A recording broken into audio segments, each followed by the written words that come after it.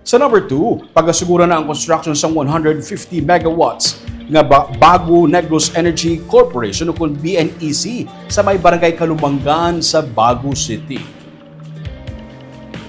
Miyerkules, ginpatigayon na ang groundbreaking ceremony para sa proyekto nga ginakabig pinakauna sa among asahi o kung pinakauna nga among asahi sa Negros Island Region.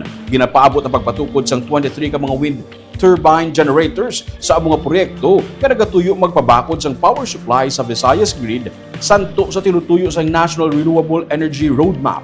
Nagabili ang proyekto sang 9.78 billion pesos. Para kay Bago City Mayor Marina Havellana Yao, ang proyekto simbolo sang sarangpa nga malapot magtabuay ang vision kag collaboration.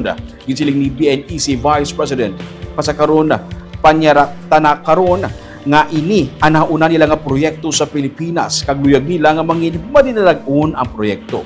Ginsiling naman ni Assistant Director Ruby de Guzman sa Department of Energy Renewable Energy Management Bureau nga ginalantaw nila ang Bago isa ka rising renewable energy hub.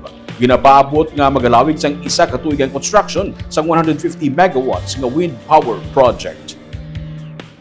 Today is a declaration of hope in this city, a statement of faith in our future as we gather for the groundbreaking ceremony of the Bago Negros Energy Corporation 150 megawatts wind power project.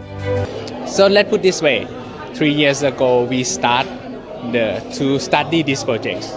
Mainly we focus on the technical and feasible of the project. This area is very good for the wind, right? But surely after that, we also found out that we are really lucky that we are in this area because we receive a lot of support from the local authorities, everyone willing to support us. So that's why we would like to confirm that we make very right decision to start our first project in the Bago City.